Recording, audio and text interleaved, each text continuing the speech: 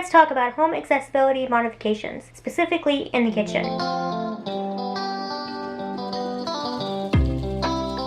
Hey everybody, welcome back to another video on Love Disabled Life. Today I want to talk about something that is near and dear to my heart, and that is home accessibility modifications. So most of you might think of modifications as things like grab bars, ramps, stair lifts, things like that. And while those are really important if they are what you need, there is a whole wider spectrum of different kinds of accessibility modifications that you can make in your home or apartment based on what your needs are. Now I know there's limitations if you're renting versus owning. Additionally, there can be financial constraints, but I like to believe that really your imagination is your only limit. So I thought that with the holiday season coming up and the focus on baking and cooking and being in the kitchen, I would highlight 4 things that me and my husband did in our kitchen when we had our remodel done several years ago that we have really found to be beneficial to us using our kitchen comfortably and safely and functionally. So with no further ado, let's get to them. One of the things I just love here in the kitchen is our kitchen island. As you can see, it is more like table height.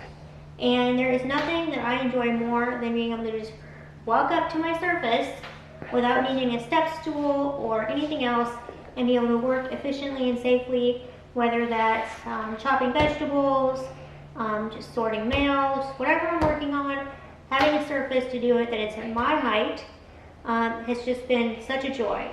So similar to having a work surface that I can work at comfortably like our kitchen island, I also want to have a way to access my sink at a comfortable height. And one way Anna and I accommodated that by having a higher level counter surface here is by having this rolling out kickstand installed. As you can see, it's a box, a wood box, that's mounted on locking rails. And so when I want to get up to do the dishes, I can access this sink very safely and comfortably and have security. It's not slipping around. I can also reach up over here if I need to. And then when I'm done, just kick it back in. This also works really well for my husband who uses a wheelchair. So it's a roll under sink. So in case he wanted to do the dishes, he could and not have the obstruction of a traditional cabinet surface. The third kitchen accessible feature I want to highlight is something that I wanted for a long time, and that is pull-out shelving. So these are fully extended shelves on rails. They're very strong and have a ball bearing, so it's very smooth. You do lose a little bit of cabinet space with this kind of installation, but what you lose in space you make up for in depth.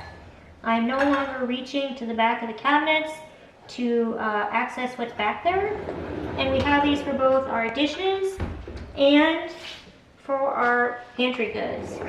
So before our remodel, I did install some of these type of sliding shelves aftermarket. They come in kits. I'll leave some links below.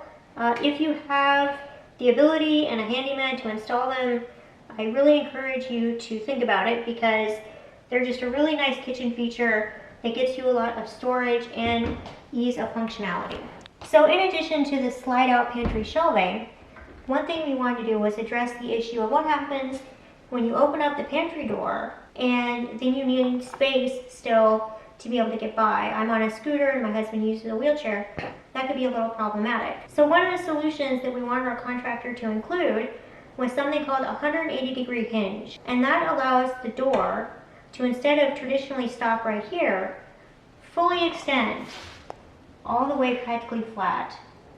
And this is just a small touch that has really made an increase in the functionality of this kitchen for us. These hinges aren't necessarily inexpensive, but I think you'll find it worth the investment if that's a need for your kitchen. So now, when we're working in the kitchen and it's a busy time, like baking pies for Thanksgiving or cooking Christmas dinner, we can have both of these doors open for an extended period of time, and then we can both access the space very easily and not be bumping into doors or each other or the counter. So there you have it. 4 relatively simple things you could think about doing in your own kitchen or be inspired to think about in your own kitchen that would make it a more functional space for you to work in. In future videos, I'll highlight other areas of our home where we made home accessibility modifications, and also some DIY projects and things that I found helpful and I hope maybe will be helpful to others. If you like this video, please go ahead and give it a thumbs up.